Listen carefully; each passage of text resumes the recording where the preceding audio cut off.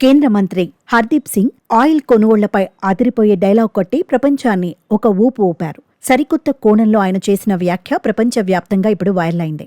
పశ్చిమ దేశాల ఆంక్షల వేళ రష్యా నుంచి భారత్ చమురు కొనుగోలు చేయడంపై అప్పట్లో అభ్యంతరాలు వ్యక్తమయ్యాయి.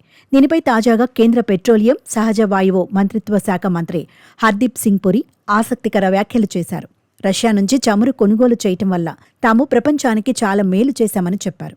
అలా చేయకపోయి ఉంటే అంతర్జాతీయంగా చమురు ధర మరింత పెరిగేదన్నారు. ఈ మేరకు ఆయన ఎక్స్ వేదికగా ఆయన సుదీర్ఘ పోస్ట్ చేశారు. రష్యా చమురు కొని భారత్ యావత్ ప్రపంచానికి మేలు చేసింది. ఒకవేళ మేము అలా చేయకపోయి ఉంటే అంతర్జాతీయంగా ఇంధన ధరలు ఆకాశాన్నంటేవి.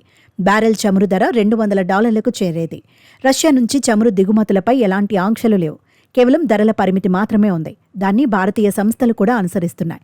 ఈ కొనుగోళ్ల కారణంగా భారత్పై ఆంక్షలు పడే అవకాశం ఉందని కొందరు తప్పుడు సమాచారాన్ని వ్యాప్తి చేశారు. కానీ ఇదే సమయంలో ఐరోపా, ఆసియాకు చెందిన చాలా దేశాలు రష్యా నుంచి $1 బిలియన్ విలువైన ముడి చమురు, డీజిల్, ఎల్ఎన్జీ ఇంకా అరుదైన ఖనిజాలను ఎన్నో కొనుగోలు చేశారన్న విషయాన్ని మర్చిపోకూడదు అని కేంద్ర మంత్రి తన పోస్టులో రాసుకొచ్చారు. ధరల పరంగా మన చమురు సంస్థలకు ఎక్కడ లాభం చేకూరుతుందో అక్కడి నుంచి ఇంధన కొనుగోళ్లను కొనసాగిస్తామని హర్దీప్ సింగ్ పురి మరోసారి స్పష్టం చేశారు. మన దేశ పౌరులకు అందుబాటు ధరల్లో స్థిరమైన ఇంధన వనరులను అందించడమే తమ ముఖ్య ప్రాధాన్యత అని ఆయన తెలిపారు.